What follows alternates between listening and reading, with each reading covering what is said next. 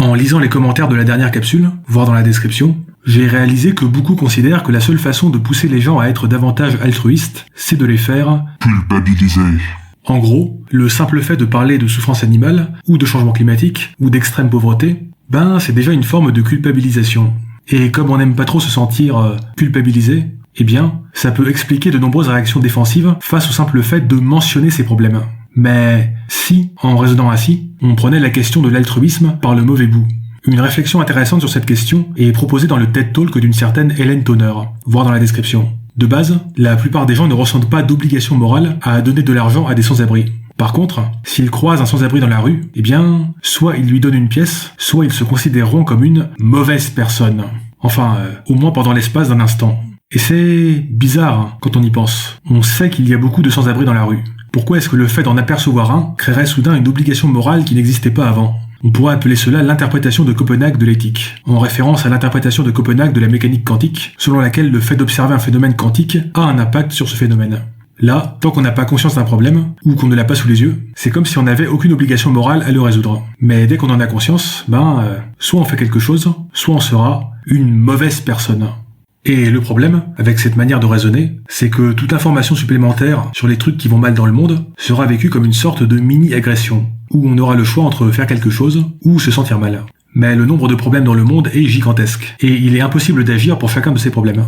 Du coup, on se sent complètement submergé, ce qui peut conduire à éviter de nous exposer à de nouvelles informations sur les problèmes du monde. Sur le changement climatique, sur les conditions de vie des animaux dans les élevages intensifs, sur les conditions de travail dans les pays les plus pauvres. Si je n'ai pas conscience de ces problèmes, alors je ne peux pas être une mauvaise personne en ne faisant rien. Et si je fais un détour pour éviter de croiser le SDF en bas de chez moi, je ne serai pas une mauvaise personne. Pas aujourd'hui, en tout cas.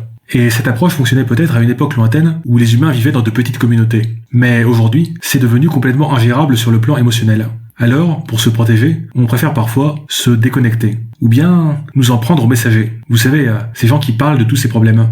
Et qui nous font nous sentir mal. Pourquoi est-ce qu'ils font ça ? Est-ce qu'ils veulent nous condamner à une vie de misère et de repentance ?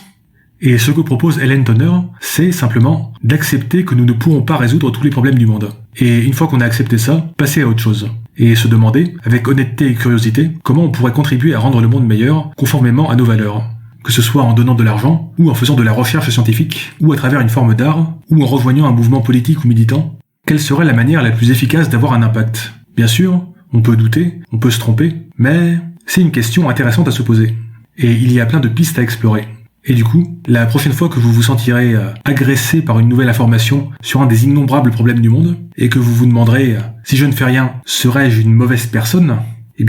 Faites une pause et laissez passer cette sensation.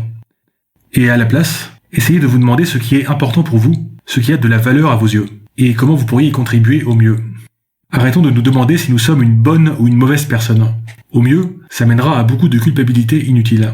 Au pire, ça mènera à fermer volontairement les yeux sur les problèmes du monde pour protéger notre estime de soi, voire à devenir aigri et rancunier envers les gens qui nous informent sur ces problèmes et à nous réfugier dans une posture égoïste radicale.